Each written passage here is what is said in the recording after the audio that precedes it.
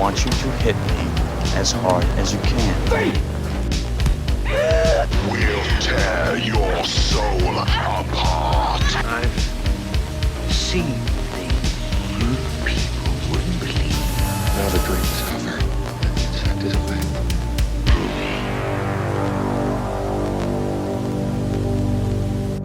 Hey, what's up, everybody? This is Talking Movies. My name is Josh. I'm Randall. I'm Clay. I'm Chris. And today we are talking about Guillermo del Toro's Mimic from 1997. You see the size of that thing? We changed its DNA.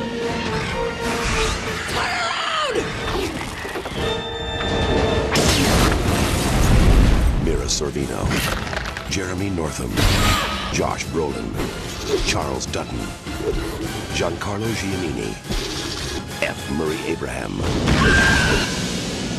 Mimic. Hope you guys remember it because we all watched it a week ago. Yeah, I wanted to skim through it today, but I didn't have a lot of time. I reread the Wikipedia synopsis Okay. just to make sure I was like, oh yeah, that's kind of what happened. I own this movie, so I watched it a couple of times. Yeah. This was my first watch, so I'd never seen it before. I Only Del love this Toro movie. movie I had not seen, actually. This was your pick, Chris. Are you able to give us a quick synopsis? I think so, yeah. Okay. So there is like a disease outbreak. I don't remember exactly what it was. Chlamydia. but they come up with like a quasi cure for the disease. They called it Strickler's disease. Okay, yeah. I was trying to remember what they called the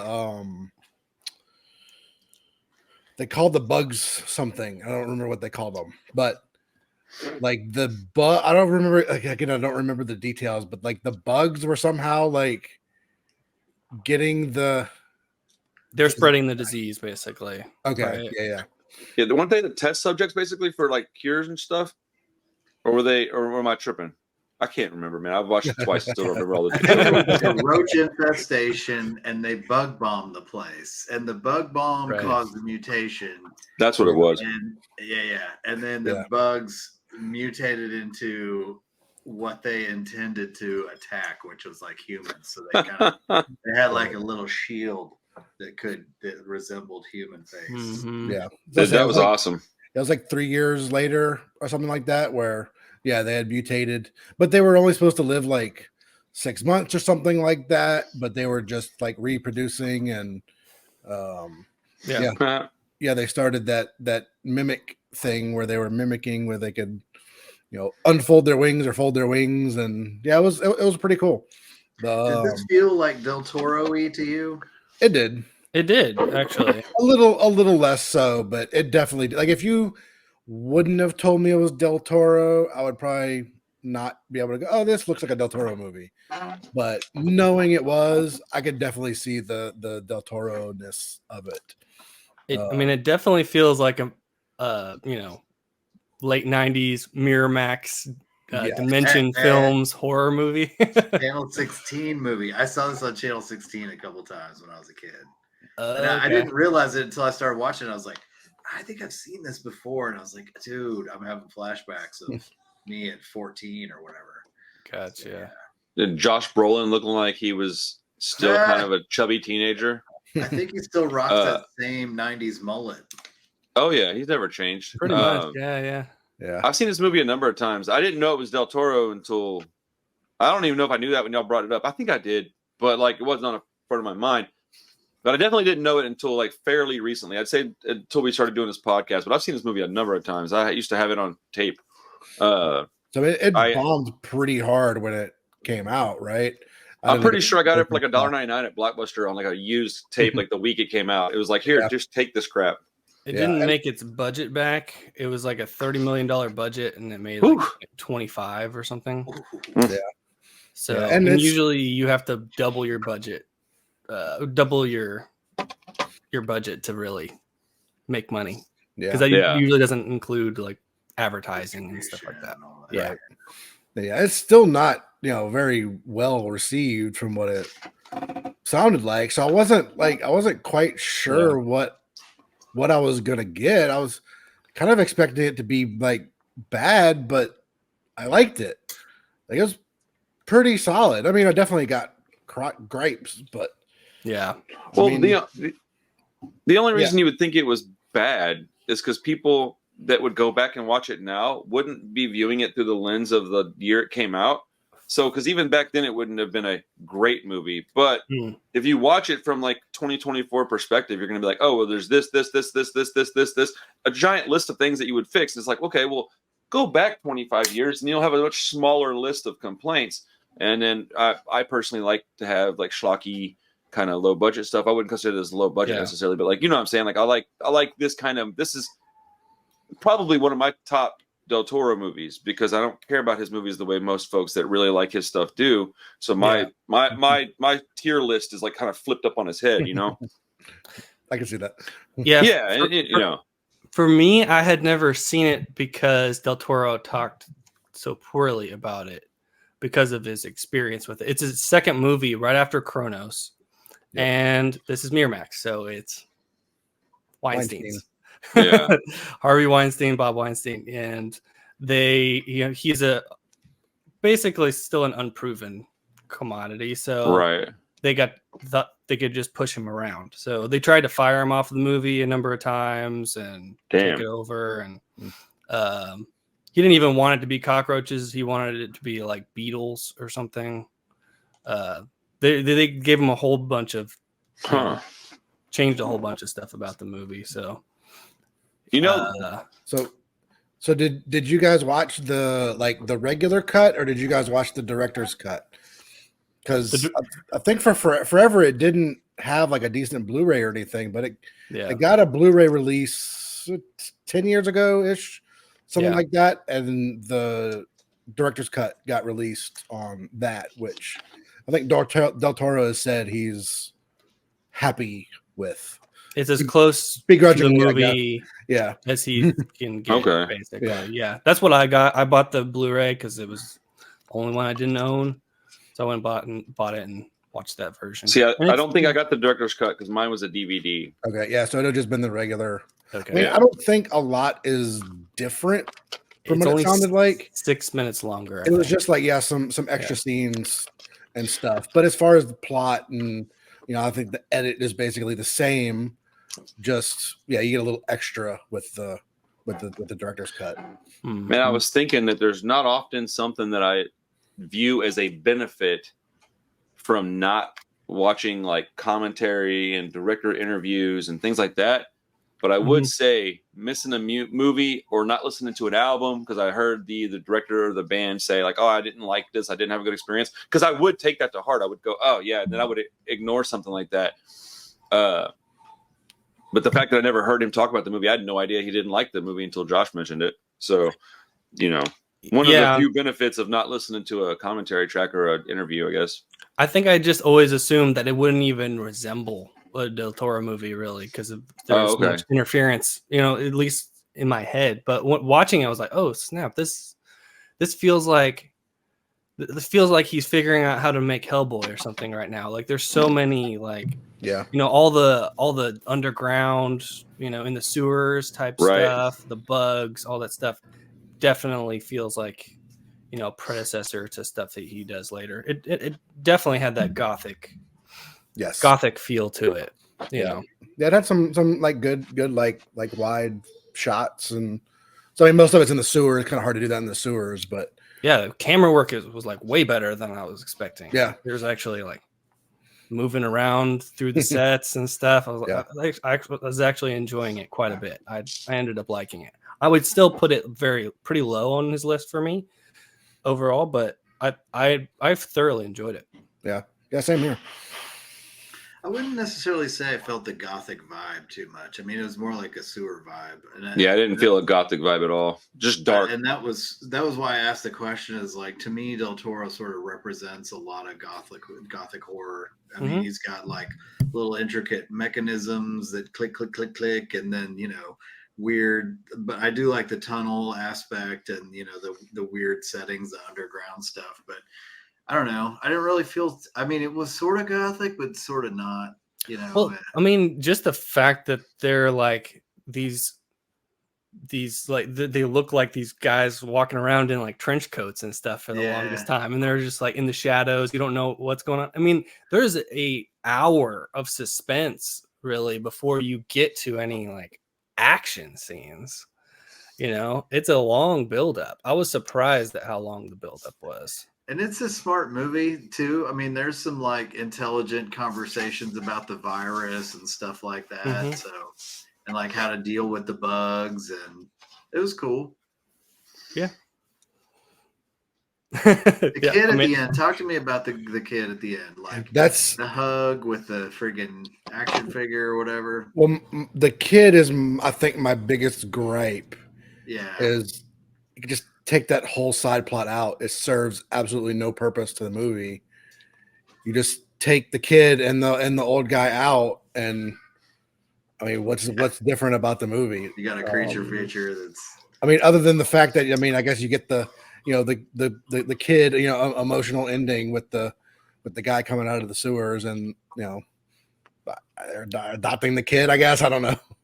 I kept waiting for him to get speared by a roach arm, but I knew that wasn't going to happen. I think that's another Del Toro thing, though, too. Like, he loves looking at these horrific things through the eyes of a child. Like, even Kronos has that. Pan's Labyrinth, you know, all his early movies, especially, really have that. Yeah, it's got a lot of, it ticks a lot of the boxes of like Del Toro-esque characters with the, you know, the kid, the old guys, and stuff. That just, I don't know, kind of stuff I feel like he has to kind of crowbar in like every movie. I'm glad that he wasn't like condemned to obscurity after this movie, because he had Kronos that was sort of big, Mimic 5 years later, and then Devil's Backbone, which is probably one of his more memorable ones. Yeah. Well, he went back. He retreated from Hollywood, went back and did another movie in Mexico. Yeah. You know, because he had such a horrible experience. He's like, I gotta get away from this. And so he went back and did Devil's Backbone. And I think that gave him, I think around that same time when he was doing that, he ended up getting, I want to say, Blade 2. Blade, yeah. Blade 2. Yeah. And that would suck. Like 5 years between this movie and Devil's Backbone. Yeah. He just needed Ron Perlman, I guess. That's what this movie was missing, was Ron Perlman. Dude, in all sincerity, that's what I thought. Really? This movie would be way better with Ron Perlman. I could see that totally working. Totally. Yeah. I mean, one of my biggest complaints is like the two lead actors are like the most vanilla, boring characters in the whole movie. Yeah. Mina Suvari, Servino, whatever her name is. Yeah. See, Sure. she's so not memorable that I can't remember her damn name. Yeah, I couldn't pull her name from the top of my head. Yes, yeah, Mira Sorvino, I think. Sorvino. The other, the other chick is the American Pie chick. What about Charles Dutton, the cop who's Leonard? He was good. Yeah, I like that. That was probably one of the better characters. He got like his kneecap busted and then gave his life to the roaches. And then him, you know, singing his little song. Yeah, I mean, he had the most like, I don't know, the most identity of any of the other characters. Yeah, he was fun. I enjoyed his character. Even, you know, Brolin isn't the most interesting. Go ahead. Sorry. I was gonna say F. Murray Abram. Yeah. Yeah. I mean, he has a very small part. He's kind of like the professor guy. Yeah. He shows up a couple of times, you know. Yeah. I mean, even his scenes are kind of pointless. Like, she just goes to talk to him a couple of times, and then he just kind of shows up at the end. Mm-hmm. You know, that's like it's a little long. I think they could have cut some stuff out. Yeah, it being 2 hours, I was thinking like a bug movie. Yeah, it's a little. Yeah, it had some cool things with the bugs though. Like, I was pretty impressed with the creatures. They were pretty wild. You know, they were creative creatures.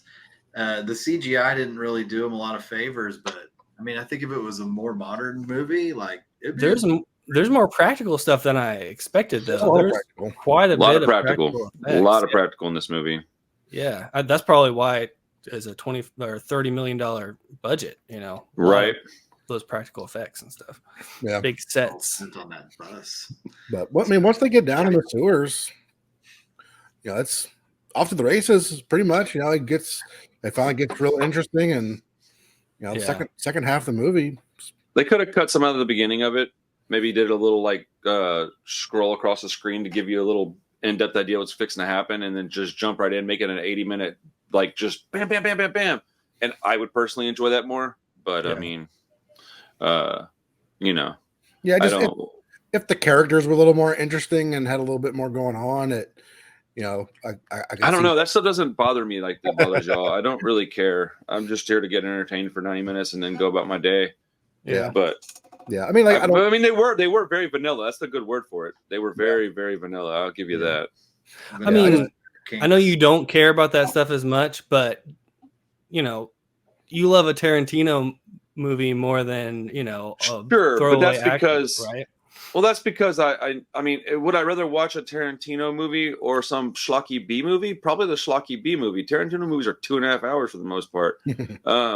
But no, he does that really well, and I expect him to do that really well. So I can appreciate a character-driven movie with really great dialogue and things, and just beautiful set pieces and costume.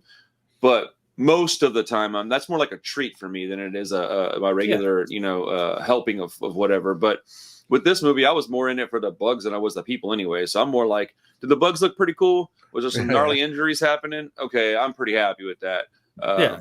Because I mean, and I'm also rooting for a terrible ending usually. So like the character development's usually not going to do me much good anyways if I get my way. So that's true.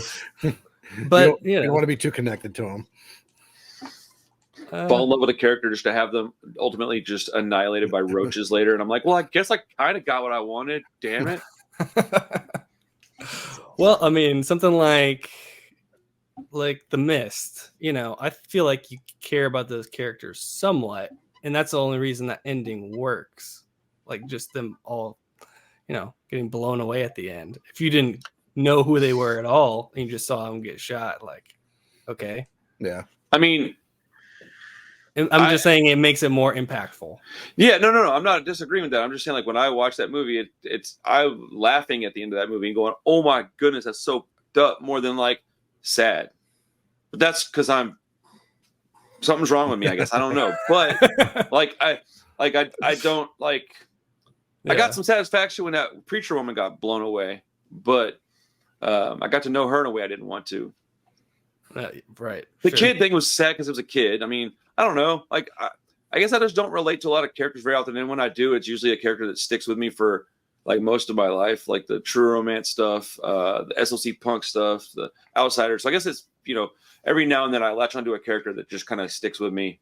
So I guess there's always an exception to the rule, right? So if I don't normally look for that, there's also going to be times where I really enjoy that about a movie. So yeah. I mean, those are the ones that you go back to over time. I think is the ones. Me, Myself, and Irene. You got to go right, Dumb and Dumber. Jim Carrey. Yeah. I was gonna say, SLC Punk, Matthew Lillard, pops up in Mimic and then gets taken out by bugs. You're going to be pretty sad about it. I would be pretty sad about that. That's true. Him and old Heroin Bob. I'd be like, what the fuck, man? I love that movie so much. Dude, I need to watch that. Has none of y'all watched that movie before? No. I've seen it before, but I've seen it like 2 times, and I was never like, oh my god, this is a great movie. It was sort of just like, it doesn't surprise me. I mean, it's geared towards a certain type of person. With my attitudes towards punk. No, man, I'll try it again though. Like sometimes you just watch something and I don't know, but Matthew Lillard is like, he's a good actor for what he does, but he's sort of the same guy and everything. So when I saw him in this movie, I was like, yeah, that's him. I don't know. It just, I know. It was all right. I'm the young one, so I think he's from Scooby Doo. That's exactly what I think too. That's what I grew up with. Yeah. Wait. Never mind. No, I was gonna say like, well, I'm not gonna make y'all sit through that movie. It's one that I like too much. I don't need to hear y'all tell me how much you don't like it. doesn't have a good enough camera work, and the score wasn't good. Yeah, well, character development in that movie is probably what you would like about it. There's a lot of character development in that movie, but I'll get around to it one day. Josh, I don't think would like it at all, and I'm not surprised that he was not a big fan. So I was just a little surprised that that Josh and Chris hadn't seen it at some point, just because of how pivotal of like an underground movie it was. It's kind of one of those ones that kind of really made its mark on just I don't know, subculture in general, I guess is the right word. It launched a lot of careers. Devin Saw was in it as a real young man before. I think it's before Final Destination. I might be wrong, but early in his career too. Yeah, I think so. Is that 90s, like late 90s, early 90s? Oh man, yeah, it had to be. I mean, I bought it on VHS as a kid. Okay. Let's see. Yeah, I mean, I'd heard the title, but 98. 98. Okay. 98. Movies like that you see as a kid, they just hit different. Like now you watch them and they bring back all the nostalgia. My pick tonight is going to be a movie I saw as a kid, and it's anyway, we'll get into. Well, like when they did the second one, they did SLC Punk 2. They did it so far down the road that nobody cared, and then MGK was in it as like the lead punk rock guy before he was even doing any of the punk rock stuff. And so I already didn't like that he was trying to like it. So as soon as he jumped into this music stuff, I was already like, oh yeah, the poser from that SLC Punk sequel. But I had no idea there was a sequel. I didn't know he was in that. I know exactly. You shouldn't know. Like the remember the kid from Doom Generation, that little pussy boy with long hair. Mm-hmm. Right. He's in it too, and he plays a mod in the first one and the second one. He plays like in the first one he plays like a young like mod kid, and then in the older one he plays like one of the character's fathers. But it's whatever. Yeah, it's. I saw SLC 2 also. Now that I'm looking at it, ooh, you probably hated that movie. Maybe this is the one I'm thinking of. Maybe this is the one I watched and not SLC. You watched 2. I mean, that would definitely make more sense to me, but I wouldn't be too shocked if you didn't like the first one. I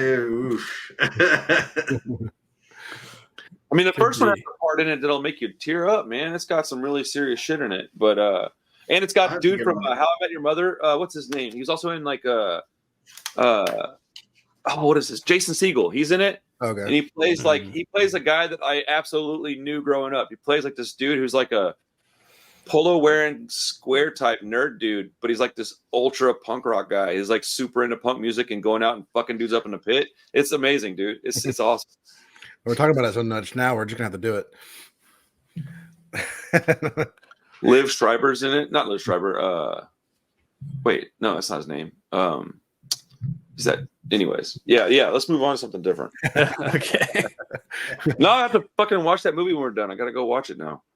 The last thing on it is it was in one of the like 4K box set things. Damn, really? Like it came out on 4K, but it wasn't like a standalone release. Like was it like a Sony Pictures thing or something? Yeah, like because Taxi Driver was in one of the Columbia boxes, I think, and you still can't buy that by itself. Yeah. That's what he was in. Annoying. I think the Sony it's so one. annoying. Yeah, I wouldn't normally pull this card, but is there any chance I could get you to make me that for my birthday on 4K? I have it already. Do what? I have it already. Oh hell yes, dude! I need that in my life. I haven't seen it in a while, man. I'd love to see what it looks like. You actually asked me for it. I think it doesn't surprise me. Before the baby was born, so I got a little list. I need to, because I think Josh asked me for a few too. So we're gonna talk about that later. But I have a few I need to make. I mean, I was half-ass joking, but that's pretty funny that I don't remember any of that conversation at all. Oh, that hurts so bad. But any other thoughts on Mimic? I mean, I don't have a whole lot else to say. Dude, I don't have a lot to say about it other than I enjoy the movie. It is a little bit long. The characters are a little vanilla, but I like it. And I forgot that they did the human face thing. So when it happened in the movie, I was like, oh, that's cool. I forgot about that. Yeah. Krista enjoyed it. She thought it was fun, creepy, and gross kind of. Yeah. It's gnarly that it's got freaking roaches. That's what bugs me about it. Well, bugs me about it. Anyways, that's what bothers me is that I hate roaches to a pretty severe degree. But yeah, it's very goopy. It's just one of those super goopy, like The Fly. I got like The Fly vibes a little bit from A it. little bit. You know, just a lot of goo and sticky crap everywhere. Yeah. I thought it was all right. I'm glad I got to check the box on the Del Toro box. I do love Del Toro's work. I even love some of his not so great movies, so I can definitely rally behind this movie. It wasn't a piece of crap. It was very, you know, it was. I would say, in terms of effort, I saw that it had his heart and effort and creative, you know, ability in it. For some reason, it just didn't work out. And apparently, there was a lot going on behind the scenes, like Josh said. So, you know, it's interesting to know all that. Yeah. Sorry. Well, Clay, just hit us with the pick for next week, and then we'll talk about some other stuff. All right. I'm picking this movie. Let me see what year it's from. It's kind of near and dear to my heart. I know it's not a great movie. Way to lead us in with that. Yeah. So you're not going to big pile of horse shit, but I'd like to watch Barney Goes to Europe. A small pile, but it's not very well and widely distributed, but I think it's good enough to have on the show. There's some reviews floating around. It's called Hardware from 1990. It's got Dylan McDermott in it. A couple other, like, you'll not recognize their faces, maybe one or two people. It's a robot movie. We're going away from creatures now to robots. Okay. Yeah. I'm gonna this is what you asked about if we had a way to view it. Yeah, or something. I've got a digital copy. I'm gonna, we'll talk about ways that we can view it. Okay. But yeah, it's a movie that I saw a long time ago initially, and I wasn't really a fan of, and now it's really, really grown on me. I'll probably watch it, fairly frequently, I would say. Oh, this is so Randy will be interested in this. This is a Richard Stanley movie, the guy that directed Color Out of Space. Yes. Yeah, I think I've seen this movie. Probably. And I know he was involved in that Island of Dr. Moreau. Yeah, the disaster. Tragedy. Yeah. Those are all talking points for the next show. Oh, sorry. I'll leave it. No. So I think it had, who's the guy? Marlon Brando, right? And yes. And Val Kilmer. Similar situation with Del Toro's. They were like, you need to get off of this movie, like you're fired. And I don't know that he would leave, but then somehow I think he did end up getting kicked off. Yeah. Well, he didn't finish the movie, I don't think. Yeah, John Frankenheimer is credited as the director. He came in and finished it, I think. That was pretty much the end of his Hollywood run after that. Like, nobody wanted to work with him. I don't know if he's got some kind of diva issues. I'll do some research on why. On Richard Stanley? Richard Stanley, yeah. Okay. But this is, Yeah, I never heard of this, but it's got Iggy Pop and Lemmy in it. Cool. Yeah, I'm pretty sure I watched this when I was young, like real young. Let's see. Gore shows up at some point. if it's any good, which I feel like I think this is a movie I liked. It's super expensive, so maybe we can get Chris to make us some copies or something. I need to just go and get with that and buy the fucking hardware. Well, cool, man. We'll figure something out. Yeah, definitely. We'll give it a trial run, and then you can see how much you like it. All right, that sounds fun. Hardware.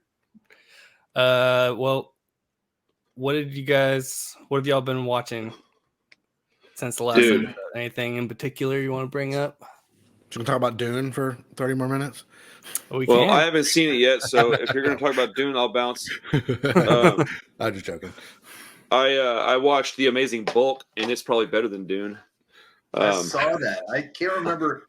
I think I caught it on social media or something, like an ad for it, and somebody was saying it was awesome. And then I saw it on your letterbox just now. I was like, whoa. Well, what's the scoop there? I can assure you, y'all don't want to watch it. Maybe you and Chris might watch it just strictly for the comedic value. But I was this close to making y'all watch it for the show just because why the fuck not, man? I never just pick a movie that I actually want to watch because I want to watch it. I just couldn't do it to Josh. I like Josh, and I just well, thank you. I was like, man, one of these days I'll pick something that's just there's got to be something that I can at least lean on to go, but I thought you'd like it for this reason, and there just isn't in this one. But it's really short. It's like an hour and 10 minutes. And it's like 5 people in a room with a big green screen and a bunch of stock footage. And it's the most amazing fucking movie I've ever seen in my life, dude. I loved it so much, dude. It's so... Where'd you see it? What'd you see it on? What do you think I saw? I own that shit, dude. Oh. Because it's from Wild Eye, the people that do all those shot on video movies I like. Yeah. Same people. So shout out to what was that kid's name? He might end up watching this. I have a terrible memory. My apologies, everybody. Let's see. I feel bad right now. Jer.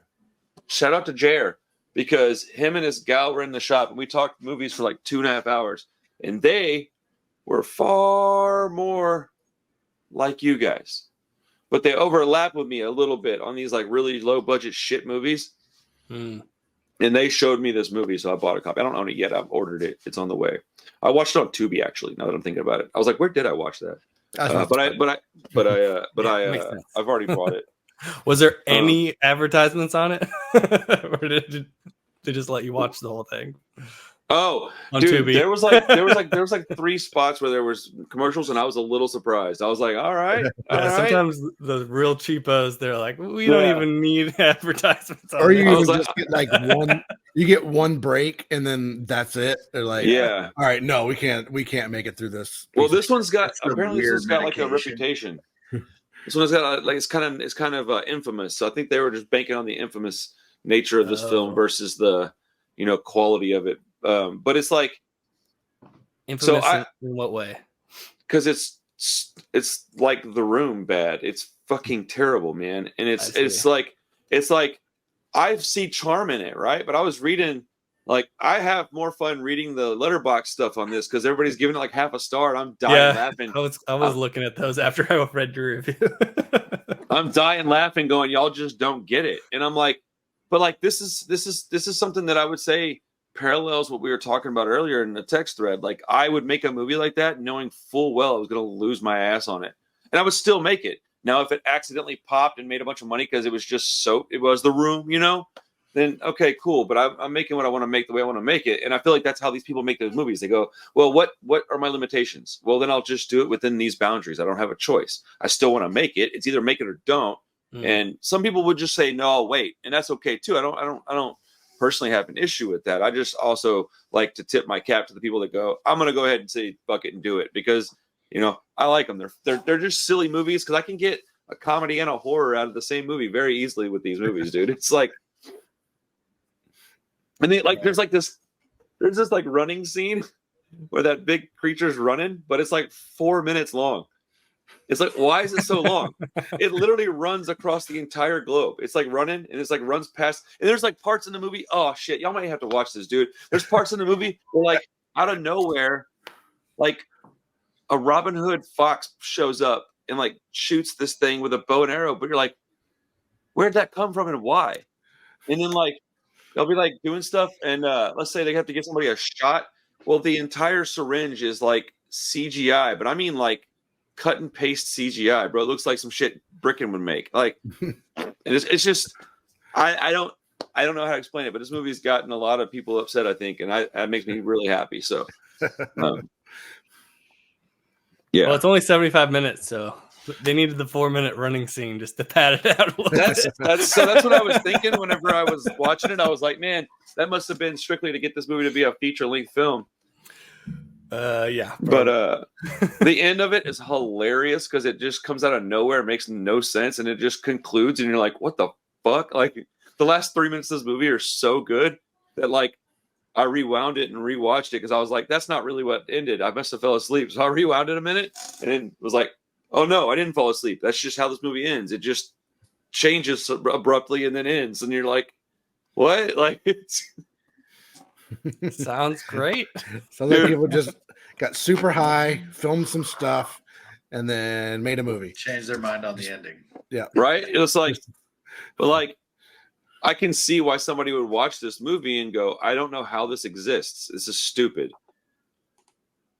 I just look at it from a different perspective. I'm just like, that was awesome. Like, but yeah, I can totally understand why somebody would want to shoot themselves after watching this.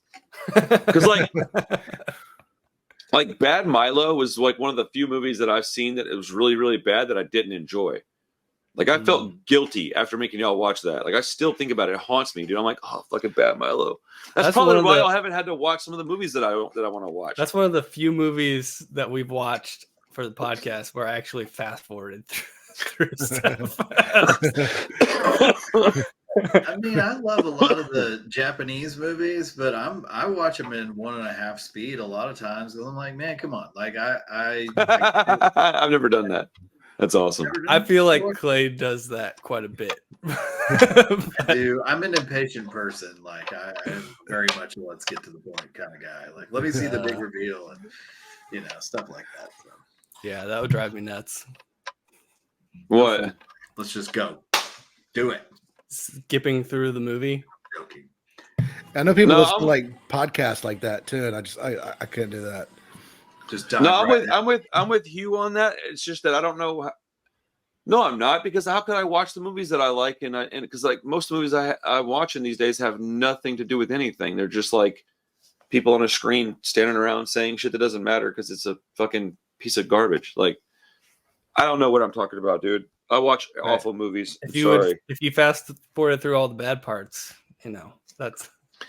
that's what I need to do. I need to go through and get all these on my hard drive, edit them all on my editing software, and just pull all the good parts and make a compilation that is itself only like 90 minutes, and it's like 46 movies. And I can just be like, yeah, I watched all of these this week. And then next week I'll just rewatch that part, and it'll be just like all the good shit. It's a great idea. Yeah. I like it. Bunch of 5-minute scenes. Yeah. Fucking Sharkula. Fucking Necrophiles, dude. Dude, Necrophiles is the shit though. Let's be, you know what? If that's on, is that on some kind of, look, we're about to watch some fucking film, fellas. All right. Well, I will say I'm going to be moving in the next few weeks. So I probably got like 2 weeks left in me before I got to take a break. I think it's, Clay's pick this week and then mine next week. So. Oh, I see how it works. Yeah. That's exactly how it works. No. Yeah, I'm going to be pushing it to get this movie watched this week anyways, because I have a lot going on now through Monday. 1.5 speed. There you go. Well, no, in all sincerity, there is a, 50-50 chance that I don't make it next week. So, okay. Just because I'm probably going to, so Friday night got a show. Saturday, we're going to hopefully hang out and do the UFC. Sunday's my birthday, and I'm likely going to Austin, which means I won't be back till Monday. But Monday, I got plans with my mom. So, okay. Yeah, you got a busy weekend. Yeah. So I'm taking a chance. I'm gonna attempt to get this watched, but I just don't want y'all to be like, damn, fool, you didn't even try. I'm gonna try. Excuse me. But maybe I can get it watched either like before or like on Tuesday afternoon. I'll try something. But I want to watch it though. Like, just download it straight to your phone. You just watch it off your phone. Yeah. I might just do that. I'm not gonna do that, but whatever. No. Anyway. Awesome. Well, this is like a short episode. Figure it out because I think it would speak to you a little bit. It definitely looks like a Randy type of movie. It does. It does. I feel like we need you here if you can make it, but it is a low budget movie, but I think that Richard Stanley's style is very distinct. So to me, the style over substance, and then Terminator came out the next year. Terminator 2 did. So this thing was like, in the trash can because it's a robot movie. So you're not going to beat Terminator 2.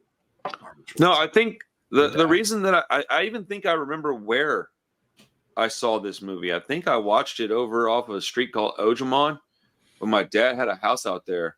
I'm almost certain that I remember, like, I don't know, I saw the cover and immediately had this memory of like him bringing back a stack of movies that he had bought, and I don't know where it from, but he was like, hey, you want to watch some movies? And we watched like 3 of them, and I'm pretty certain one of them was this.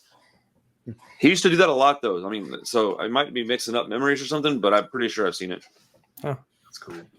Dude, that fits his. Dude, my dad was into this kind of shit, dude. My dad, that's probably why I like the garbage I like, dude. My dad raised me on like Jean-Claude Van Damme and American Ninja. Like, it was like low. It was like budget movies is what we were into. Like, yeah. Chuck Norris was like an A-list compared to the guys that we were watching. Oh, that's bad news.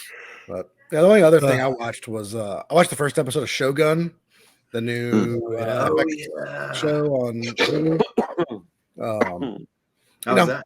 A lot of setup. It's just a lot of this guy's doing this guy doing this. Is kind of, I don't know, a little convoluted to start off with, I thought, but it was interesting. It was cool. Like, it looked really good. It looks pretty cool. So yeah, I'm down to keep going.